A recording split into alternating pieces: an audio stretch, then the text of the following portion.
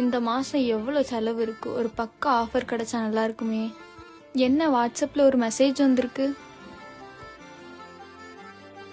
என்னது 50,000 ரூபா கேஷ் ப்ரைஸா? இப்படி ஆகுது.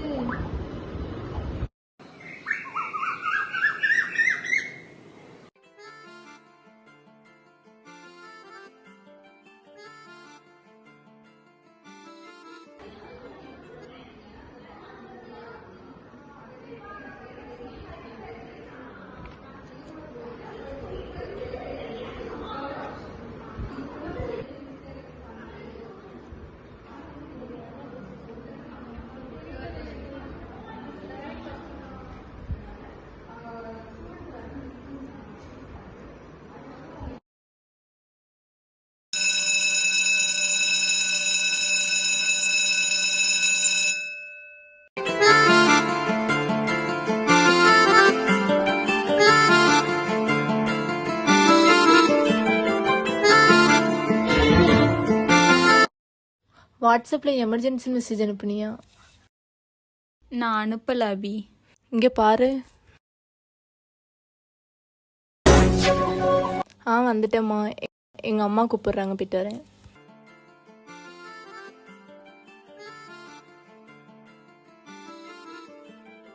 பாப்பா பாப்பா படிச்சிட்டு இருக்கியாமா? ஆமாம்மா. பேங்க்ல இருந்து கால் வந்ததும் உன் அக்கௌண்ட் பிளாக் பண்ணிட்டாங்களாமே. சொல்லவே மறந்துட்டம்மா. வாட்ஸ்அப்பில் ஒரு லிங்க் வந்துச்சு, அதை கிளிக் பண்ணிட்டேன். என்ன பண்ணுறதுனே தெரிலம்மா.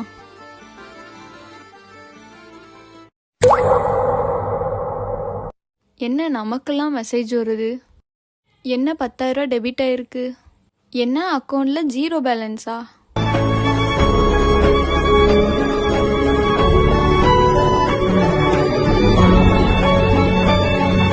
என்னாச்சுமா? நம்மளை வலையில போட்டுட்டாங்களேம்மா. அதுக்கு எதுக்குமா கவலைப்படுற? சைபர் கிரைம்ல கம்ப்ளைண்ட் பண்ணிடுவோம். ஃபோன் எடு, நம்பர் சொல்றேன். 1930. நடந்த எல்லாத்தையும் சொல்லு.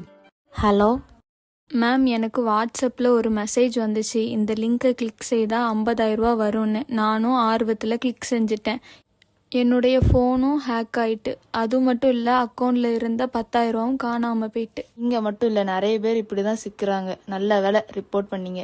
நாம் எல்லாரும் ஸ்மார்ட் ஃபோன் யூஸ் பண்ணுறோம், ஆனால் ஸ்மார்ட்டாக யூஸ் பண்ணணும். ஓடிபி பாஸ்வேர்ட் யாருக்கும் சொல்லாதீங்க. ஒரு கிளிக் தான் போதும், நம்ம வாழ்க்கையே போயிடும்.